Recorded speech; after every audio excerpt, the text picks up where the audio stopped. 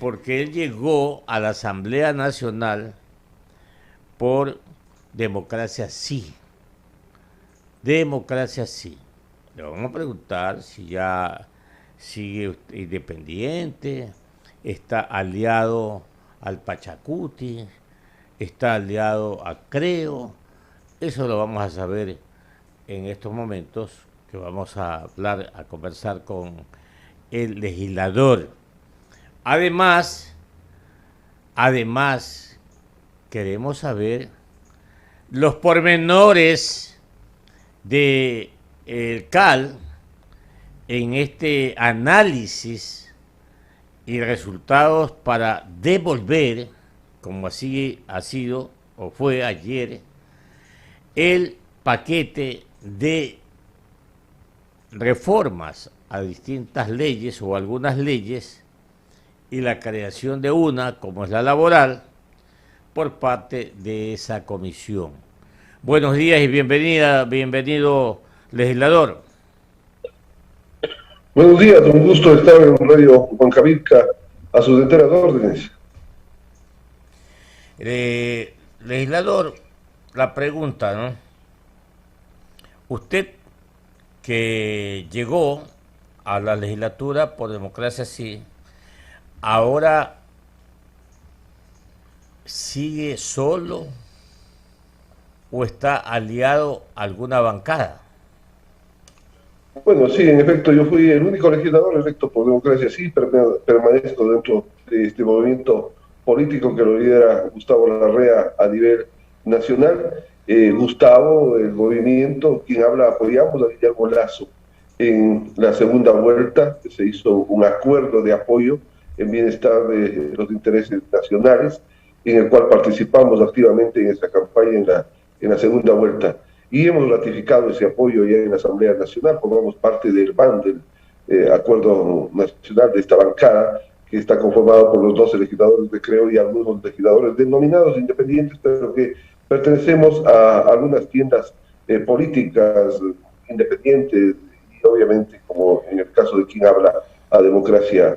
Sí, ese es el andar en el que estamos caminando, hemos permanecido en el mismo, obviamente, con nuestro criterio, con nuestra crítica razonable dentro de lo que es la Asamblea Nacional. En ese ámbito nos desenvolvemos, estimado periodista. 7 de la mañana, 9 minutos.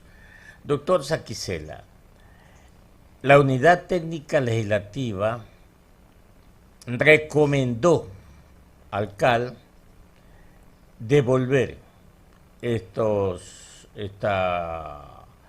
paquete de reformas, repito, y creación de una ley.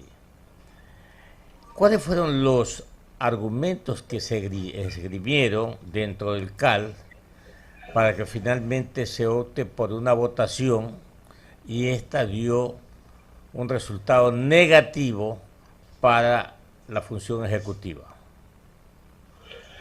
Yo creo que las cosas se han dado. Está ya nuevamente en la cancha del Ejecutivo el tema. Sin embargo, en el CAL existieron 5 votos a favor de la moción de que se le devuelva al Ejecutivo, en virtud de que no habría cumplido con lo que presentó el artículo 136 de la Constitución Política de la República y el 56 de la Ley Orgánica de la Función Legislativa, principalmente en cuanto al tratamiento de una sola materia en la formulación de una ley económica urgente. Bueno, hay un poco de subjetividad. Si es que en el fondo del asunto analizamos de que lo laboral también tiene que ver con el económico y otras leyes que se intentan reformar a través de esta ley que la presentó el presidente de la República, creo que sí tendría conexidad. Pero más allá de ello, creo que la Asamblea Nacional podía tratar este tema, esta ley, en los tiempos que el presidente de la República habría requerido a través de la calificación de económico urgente. Es tarea de los legisladores legislar, no de la UTL. La UTL presenta un informe que no es vinculante, pero no puede dar legislando. La UTL presenta ya un informe de un análisis de artículo por artículo, de gran parte del articulado presentado por el presidente de la República. Están ellos legislando y obviamente está a disposición de la administración de la Asamblea Nacional. Cuando lo lógico era que pase a la comisiones respectivas, donde los comisionados pueden analizar, pueden socializar como manda la ley, y obviamente los 137 asambleístas podemos hacer aportes, podemos discutir, lo podíamos hacer de día y de noche y buscar alternativas. Y yo comparto que no puede haber regresión de derechos en el tema laboral, que no pueden haber tributos porque sí, que hay que canalizarlos de la mejor manera a los que realmente más tienen, y no a la clase golpeada en esta pandemia que es la clase media. Por eso se podría analizar. No es de que al pasar la calificación ya estaba aprobada la ley, iba recién a la discusión donde la Asamblea Nacional, luego de una discusión seria, podía incluso cambiar todo el articulado, modificar absolutamente todo y darle una ley que valga la pena para el país. Sin embargo, este rato las cosas se han dado. Entiendo que dentro del plazo de 5 días que establece la ley, será entregada a la Presidencia de la República, devuelto el proyecto de ley. El señor Presidente de la República tiene 10 días para poder reenviarlo, si cabe el término, ¿no? Entiendo que ya cumpliendo con lo que ha dicho el fiscal, ya no podría volver a incurrir en esta temática porque simplemente volvería a ser legado, pero podrían ser dos proyectos de ley, uno económico urgente, lo que tiene que ver esencialmente con lo tributario y algunas otras aristas en esta temática, y otro ordinario, para que sea en el trámite correspondiente de los 90 días de la comisión para el primer debate, luego para el segundo debate, en el tema laboral y algunos otros temas que tienen que ver.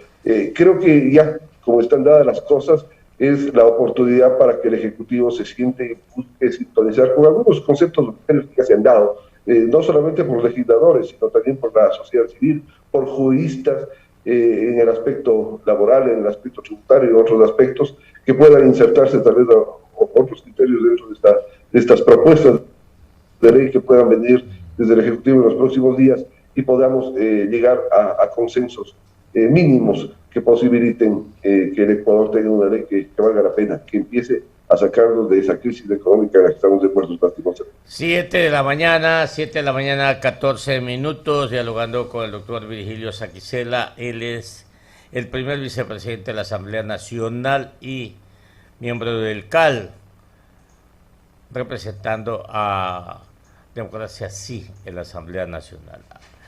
Doctor Saquicela, ¿no cree usted que el Ejecutivo envió a la Asamblea Nacional este paquete de reformas con una especie de globo de ensayo?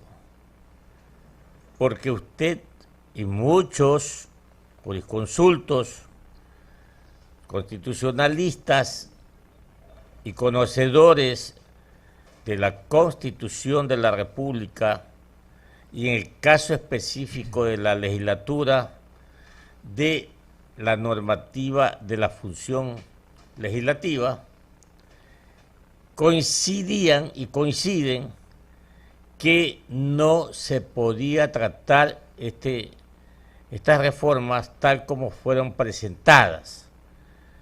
Repito, entonces se podría pensar que fue un globo de ensayo para ver cómo reaccionaba la legislatura. ¿No cree usted esto?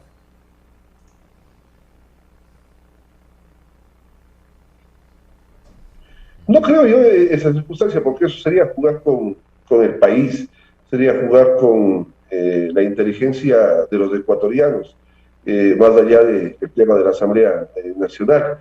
El gobierno sabe cuáles son las fuerzas de la Asamblea Nacional, cómo están representadas, cuáles son sus puntos de vista, sus ideologías, sus intereses, que dicho sea de paso deben ser dejados de lado en bienestar de formular leyes que valgan la pena para el Ecuador. Pero no creo que se haya llegado a esa situación. Lo que sí creo es que ha habido desarticulación dentro del gobierno nacional. No ha existido el suficiente estudio, el suficiente análisis. Y es la hora de que el presidente de la República vea juristas del FUSTE que conozcan de la temática laboral, por citar un ejemplo, que hagan una comparación a través del derecho comparado entre la legislación ecuatoriana histórica desde el año 38, si no me equivoco, que viene el Código Laboral que rige en el Ecuador, con la legislación de países vecinos, y que busquemos esos consensos, y que haya un operador que no existe al momento, que tenga una relación directa con la Asamblea Nacional, no para componendas, sino para buscar sus puntos de encuentro, sus puntos de consenso, con los distintos bloques, con absolutamente todos los bloques, que se lo discuta públicamente, que se lo discuta a través de los medios de comunicación, para que la gente sepa de qué se trata, que los temas laborales, los temas tributarios se lo hagan, que se aproveche este tiempo que existe al momento para hacerlo. Pero lastimosamente no ha existido, no existe un interlocutor válido, no serio entre el gobierno nacional y la Asamblea Nacional, ni siquiera entre el gobierno nacional y el bloque de gobierno que forma el BAN, el bloque de la Acuerdo Nacional, menos con los otros bloques. Entonces, si no existe ese acuerdo previo, si no se dialoga previamente, si no se consensúa previamente, difícilmente se va a obtener un resultado positivo. Que sea esta la oportunidad para que busquemos consensos previos entre la legislatura y el Ejecutivo en pro del Ecuador. Que busquemos esos consensos en el tema laboral, que es el más álgido, creo yo, porque obviamente es en contra de los derechos de los trabajadores ecuatorianos, es complicado, no puede darse. Sin embargo, también hay que buscar alternativas del derecho comparado para ampliar las posibilidades, tanto para el empresariado cuanto para la gente que no tiene trabajo, que busca alguna alternativa, así sea trabajando unas 2 horas diarias, unas 2 semanas al mes, pero algo quiere recuperar con los derechos que tiene la seguridad social y los derechos conditos a una relación laboral, así sea parcial. Así de que aspiremos de que el gobierno se sintonice en el tema que ha sucedido el día de ayer en horas de la noche y busque, reitero, un equipo de técnicos jurídicos y en otras aristas de otras áreas que tengan que ver con la legislación que se quiere modificar, que se quiere reformar, que se quiere implementar, que puedan realmente dar un proyecto de ley o proyectos de ley que valgan la pena, que vengan ya, ojalá, consensuados de algunos aspectos, tomando en cuenta ya los criterios que se han partido por asambleístas y por la sociedad civil, como lo decían antes. 7 de la mañana, 18 minutos, dialogando aquí en Huancavilca, 8:30 AM, con el doctor Saquicela. Él es el primer vicepresidente de la Asamblea Nacional y miembro del CAL. Mi compañero, el licenciado Jorge Escobar, tiene inquietudes para usted, doctor Saquicela. Jorge. Gracias, economista, asambleísta. Buen día y bienvenido a Contrapunto. Ayer definitivamente su voto y el de la asambleísta oficialista Natalie Arias no alcanzaron frente a los 5 de la izquierda, ¿no? Ahí se unieron Pachacutic, UNES e Izquierda Democrática. Y sí, ya las observaciones se han hecho. De acuerdo al texto, el Ejecutivo debe de subsanar aquellos conceptos que, según el criterio de la Unidad Técnica Legislativa, no se contemplaron en el principio de unidad de materia, en el artículo 56 de la Ley Orgánica de la Función Legislativa, así establecido.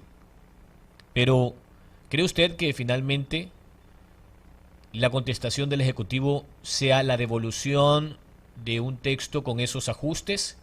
¿O quizás la contestación vaya por el lado político, como se dejó entrever en su momento a través de una consulta popular? Se lo pregunto porque hay varios escenarios y al margen del comunicado de la Secretaría de la Presidencia el día de ayer, que señalaba ante la negación de la ley, y claro, creo yo que no se ha negado la ley, simplemente no se ha calificado el proyecto de ley en el CAL, y por eso se están haciendo las observaciones para que sean subsanadas.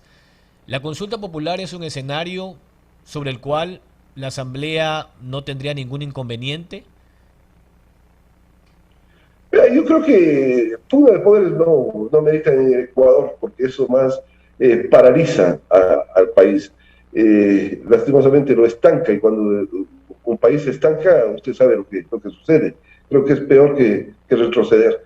En el tema puntual, entiendo que el gobierno nacional, sobre todo el presidente de la República, siendo un hombre pragmático, va a sintonizar estos temas porque es una política, buscar consensos, sintonizarnos en las situaciones, buscar alternativas frente a situaciones no negativas, sino en el caso de la devolución de la ley, como sucedió la noche de ayer, y va a buscar afinar los temas para presentarlos a la Asamblea Nacional, que es el órgano que tiene que legislar en el país por principio constitucional y legal. No es una consulta popular. Difícilmente usted puede poner estos temas en una consulta popular, que primeramente deberían ser calificados por la Corte Constitucional. Ahí vamos a entrar a un análisis si hay o no hay regresión de derechos. La Corte Constitucional va a dar sus criterios basados en la Constitución y se va a complicar la situación. Yo más bien critiqué, con el mayúsculo respeto, las intervenciones de mis colegas legislativos el día de ayer en el CAL, en el sentido que decían, pongan la consulta popular, hagan la consulta popular. No hay cómo hablar de memoria en estos temas. Estos temas son de tecnicismo jurídico. Y quienes conocemos del derecho tenemos que respetarlo sobremanera, obviamente que obliga a todos los ecuatorianos y a quienes residimos en el país, y buscar esas alternativas. Yo más bien, si es que puedo hacer un vínculo entre la Asamblea y el Gobierno Nacional para buscar esta situación de que se consensúen previamente algunos puntos para que vuelva a la Asamblea Nacional, así sea como un proyecto económico urgente en el tema económico, valga la redundancia, tributario, y un tema ordinario en lo laboral y en el resto, estamos a la disposición. El día de hoy me reuniré con el jefe de TOC, con Fernando Flores, a las 9 de la mañana para conversar sobre este tema, para analizar y buscar consensos desde la Asamblea Nacional.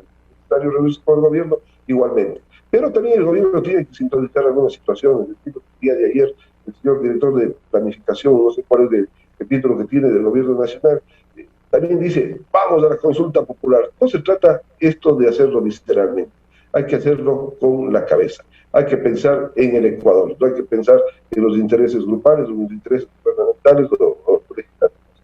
Así es de que aspiremos de que prime la cordura en los sectores políticos del país en pro de los ciudadanos del Ecuador. El doctor Virgilio Saquicela, él es asambleísta independiente por Democracia Sí y primer vicepresidente de la Asamblea Nacional. Doctor, hablemos ya de la materia. Para usted, ¿guarda coherencia? ¿Se justifica que quienes hoy ganan más de $2.000 deban de tener un ajuste en sus gastos deducibles a fin de que aporten un poco más de lo que ya se paga por impuesto a la renta en el Ecuador, así como lo ha planteado el Ejecutivo? Hoy esos gastos personales tienen un techo de $14.000. La propuesta del Ejecutivo baja ese techo a partir de ese monto mensual que se convierte en más de $24.000 anuales a cerca de $5.000. ¿Usted cree que ese segmento de la población económicamente activa estaría con la disponibilidad económica, salarial, en medio de compromisos financieros, de nuevas necesidades a nivel de salud debido a la pandemia y demás? Yo veo complicado que se busque la tributación en el sector clase media baja. Es complicado porque la gente no tiene la suficiente liquidez. Uno obtiene un sueldo para pasar al pago de deudas de manera inmediata, fundamentalmente al pago del plástico, de la tarjeta de crédito. Es decir, al final del día, hoy día justamente es fin de mes, estamos esperando recibir la remuneración para pagar las deudas y no quedar como morosos. Entonces, eso hay que analizarlo, hay que buscar alternativas. Lo que decía el presidente de la República, vamos al espíritu real. Los que más tienen en realidad sean los que más contribuyan, ¿no? Los que no contribuyeron en la crisis económica que pasó por la pandemia en el año 2020, y es el sector de la comercialización de alimentos. Hablemos de las grandes cadenas comerciales de este país, las que tuvieron grandes recursos y ganancias en plena pandemia porque todo el mundo seguía comiendo, ¿no? El sector bancario en plena pandemia logró grandes recursos. Yo estoy dentro de la ley humanitaria que se está tratando en la Comisión de Garantías Constitucionales, de la que formo parte. He pedido a la Superintendencia de Bancos y a algunas otras entidades que se nos informe si regularon o no lo que obligaba la ley humanitaria respecto de los meses de marzo, abril y mayo del año 2020, que nos hicieron un recálculo de interés sobre interés del sistema financiero nacional. Entonces, bajo ese punto de vista, los que más ganaron deben ser los que contribuyen. Y obviamente los que de una u otra manera, y tenemos la suerte de una remuneración, podamos contribuir, pero en una parte que lo podamos hacer, una parte mínima, habrá que hacer ese análisis. Para eso hay que sentarse. Para eso tiene que haber un operador del gobierno nacional que tenga la capacidad de operar, que pueda llegar a sentarse con las bancadas, que pueda expresar las cosas, que pueda explicar las cosas, que pueda analizar, que pueda hablar y que pueda resolver, ¿no? Si es que no es eso, y que lo haga públicamente. Si no hay ese operador, usted no puede venir y dejarle una ley y dejarla ahí para que la Asamblea la resuelva. Es justamente de interés del gobierno nacional que estas leyes se aprueben. Así es de que aspiremos de que por el bienestar del país se busquen alternativas. El tema económico es el tema de esa contribución o ese aporte que se pide por 2 años a las personas privadas que tengan un patrimonio de $500,000, que obviamente representaría $2.500 anuales, o si tiene usted $1.000.000, representa $5.000 anuales. Sí, yo a lo mejor puedo tener una casa que cueste $500,000, pero no tengo la liquidez, porque esa casa se le ha ido haciendo con el esfuerzo de trabajo de varios años. Entonces, todos esos temas hay que analizarlos, hay que ver las bases en las que pueden establecerse esas contribuciones que plantea el Ejecutivo, que sí son necesarias, que al final del día hay que establecerlas, pero sintonizando con la realidad nacional. Cuando se logró destrabar la designación de autoridades en el Parlamento en virtud de el divorcio entre el oficialismo y el Partido Social Cristiano, que llegaron de la mano a Carondelet durante la campaña electoral, ¿cree usted que hoy la situación se vuelve más compleja para el Ejecutivo, más aún cuando ustedes, como independientes, se unieron a Pachacutic y la izquierda democrática con el oficialismo y lograron colocar sí a las autoridades? De hecho, parte de los acuerdos es que usted sea el primer vicepresidente de la Asamblea Nacional. Pero hace un momento usted mismo estaba dando cuenta de que quizás uno de los escollos en la parte operativa política que tiene el gobierno de Guillermo Lasso es que no cuenta con un interlocutor. Según lo que usted nos dice, entonces la ministra de Gobierno, Alexandra Vela, pese a su vasta experiencia legislativa, no está logrando ese objetivo. Por eso, ¿cree usted que finalmente el gobierno encuentra allí una debilidad o algo que debe de ser al menos afinado para que puedan avanzar sus propuestas legislativas? De lo contrario, se estanca todo y consecuentemente se estanca también el objetivo nacional.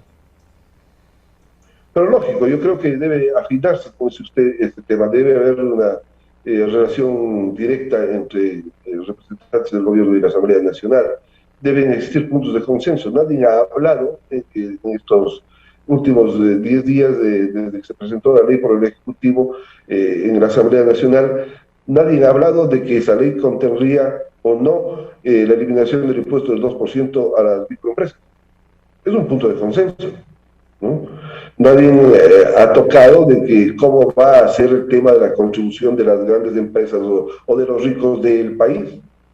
Nadie ha dicho por qué no aplicamos el tema en vez de que los que tienen dinero en el país, que son los dueños de las grandes cadenas comerciales, nos vayan a pasar la factura a los que menos tenemos y nos digan muy bien, como nos han cobrado $1.000.000, vamos a poder decir que estamos más de tal producto y por lo tanto al final del día paga la gente. ¿Qué candado le vamos a poner a esas personas del sector para que no hagan ello?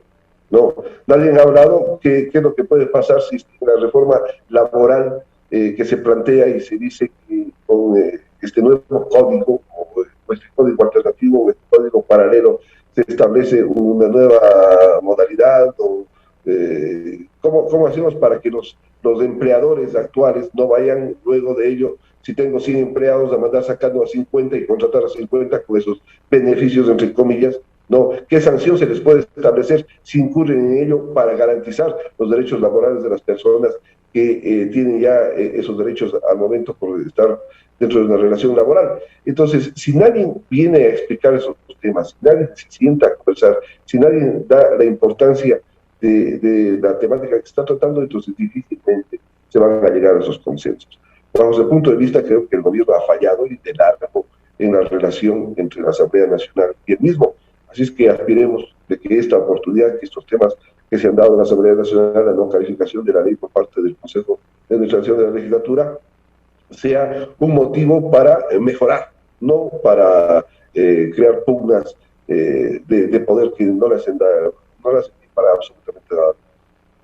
De la mañana con 31 minutos, el doctor Virgilio Saquicela, primer vicepresidente de la Asamblea Nacional, está en Contrapunto, economista. Sí, para despedirlo, agradecerle por su comparecencia aquí en Huancavelica 830M, agradecerle a nombre de los oyentes de Huancavelica por estas orientaciones y por conocer de los resultados por parte de la Comisión Administrativa Legislativa, donde usted es miembro. Un abrazo para usted y que le vaya muy bien. Muchas gracias, un abrazo.